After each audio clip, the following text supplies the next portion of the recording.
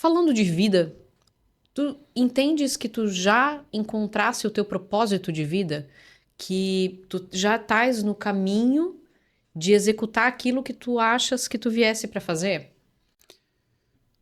Olha, eu estou há 18 anos com a empresa e eu tenho a grande paixão da tecnologia. Então, eu entendo que sim, né? Eu acho que propósito é uma palavra muito forte para a gente usar. Eu não acho que a pessoa tem que se agarrar num propósito imaginando que ele vai ser enterrado com aquele propósito. Eu acho que a pessoa tem que aceitar e gostar daquilo que ela faz. E eu gosto muito do que eu faço, né? Eu tenho amor pelo que eu faço, eu tenho amor ao meu negócio, à minha empresa. Eu gosto muito de entrar em projeto, entregar aquilo que a gente promete, aquilo que a gente conversa com os clientes. Então, para mim, isso me gera uma satisfação. É o que faz eu acordar todos os dias e falar assim, eu quero continuar empreendendo mesmo com todos os riscos e dificuldades. Se isso for propósito, sim, o meu propósito está definido, né? Mas eu também não posso escrever isso na pedra. Pode ser que daqui 5, 10, 20, 30 anos as coisas mudem e eu queira fazer alguma outra coisa. E para mim está tudo bem, né? Acho que o mais importante é eu estar feliz com aquilo que eu faço. E isso eu estou, né? Eu gosto bastante e não tenho um pingo de dúvidas. E me diz, na tua carreira, tu já tens quase 20 anos de tempo aí de trabalho, o que que hoje ainda te causa receio, medo e o que que ainda te desafia a ir para frente? Olha, algumas coisas eu faço naturalmente, né? Eu sou muito bom com números, controles financeiros, né? Sou eu ainda que faço dentro da empresa.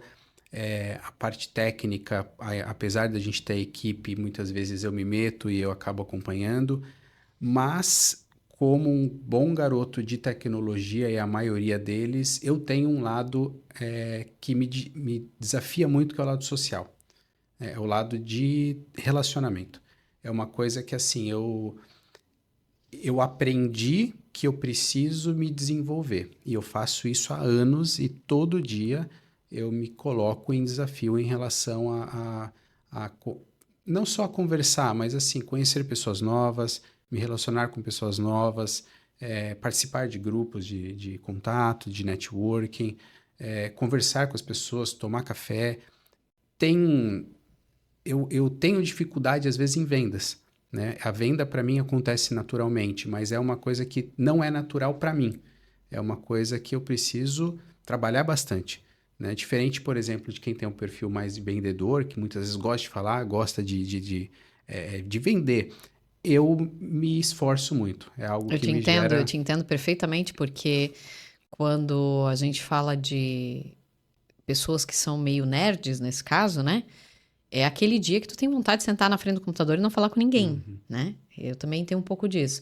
Eu sou muito expansiva, mas também tive que desenvolver essa partezinha da venda. E é uma coisa que a gente está sempre em busca. Adriano, que conselho tu darias pro Adriano de 20 anos atrás?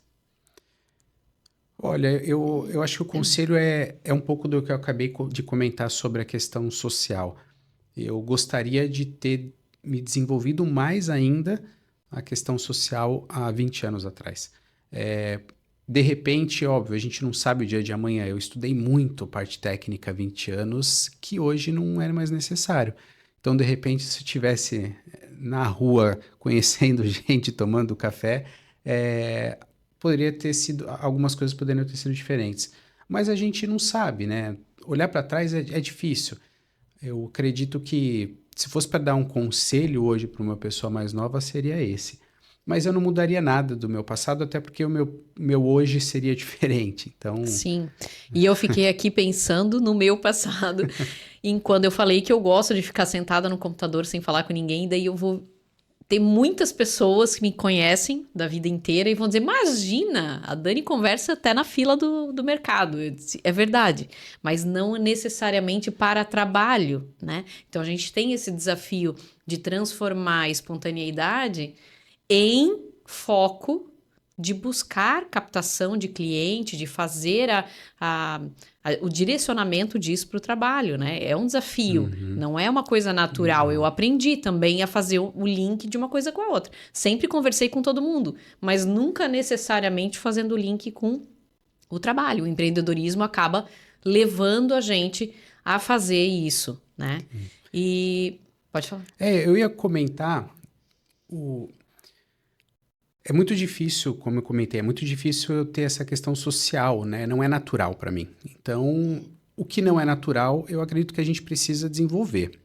E muitas vezes eu busquei alguns desenvolvimentos que fugiam um pouco do padrão. Então, assim, há cerca acho que de uns mais de 10 anos, eu fui fazer um curso de oratória, né? Curso assim de meses, com treinamento, era um curso quase que teatral. E para mim era muito difícil. Bastante importante. Muito difícil. Imagina, sentia vergonha de algumas coisas, eu era bem tímido, né? Eu me colocava às vezes em algumas reuniões onde eu ia fazer uma palestra e eu tinha bastante receio, mas eu me desafiava de propósito mesmo para que eu tentasse me estimular, né? Se desafiar é fundamental, né? Você não ficar no mesmo de todo dia, né? Se manter no mesmo copinho. E uma das coisas que eu fiz também que poucas pessoas sabem é que eu fui para o circo. Eu fiz circo, eu acredito que uns 3 anos. Foi uma das maiores experiências e melhores da minha vida, porque junta duas coisas que eu teoricamente gosto. Uma delas é a parte de exercício físico e a outra é o desenvolvimento da questão de social, questão de apresentação. E foi assim maravilhoso. Muito legal. Foi muito bacana. E também foi uma forma de eu me jogar no meio da fogueira, entre aspas, de olha, você vai ter que se apresentar no meio de um monte de gente.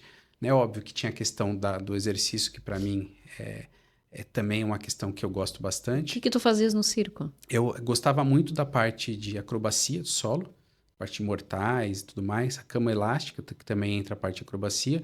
E brincava com malabares, parte de tecido. Olhando para ti, eu jamais diria. Sim, as pessoas não têm ideia. Sem sombra de dúvida, não diria que tu estavas nisso nunca. Eu sempre gostei. Já de criança, eu achava muito bacana os movimentos acrobáticos. Eu olhava, por exemplo, a ginástica olímpica, eu já achava muito legal, né? Acredito que se tivesse ido para a ginástica olímpica desde criança, eu poderia ter tido até uma carreira nisso. Mas não tinha um pingo de coragem e nem... Aí também entra um pouco da motivação da família, enfim. Mas o circo eu já fui fazer velho, né? Já tinha mais de 30 anos e foi fantástico. Foi uma experiência muito boa. Adriano, e agora um recado final. O que tu gostarias de deixar aí para a mídia, para... Olha, primeiro eu gostaria de pedir para o pessoal seguir a gente no Instagram, né? @4workstecnologia, 4workstecnologia. E, bom, eu acredito muito na questão de você trabalhar com aquilo que você gosta, independente do que seja, né? Eu acho que eu tenho um amor pela tecnologia, eu sempre soube que era que eu queria exercer, mas eu penso que as pessoas, elas conseguem entregar mais fazendo aquilo que elas têm um carinho maior por fazer. Óbvio que trabalho é trabalho, né? A gente levantar da cama cedo e trabalhar, enfim, tem problemas, a gente sabe que desgasta, mas é muito mais fácil, é muito mais leve quando a gente sabe que nós estamos atuando com aquilo que a gente gosta. Então, acho que esse é um grande ponto, né? E para os empreendedores, para quem busca, de repente, empreender, antes de empreender, analise, planeje, veja se é aquilo de fato que vai te gerar uma renda. Eu acho que as pessoas, elas precisam planejar um pouquinho, olhar um pouquinho e se, de repente, experimentar, mas experimentar com consciência. Não sou daquele tipo que indicaria as pessoas meterem a cara para fazer alguma coisa. Eu acho que é muito importante as pessoas analisarem, verem o risco que elas vão correr e aí sim tomar um risco calculado. Então esse é um grande ponto que eu gostaria de deixar claro, porque faz parte da minha essência, né? Tomar riscos mais calculados ao invés de tomar um risco tão grande.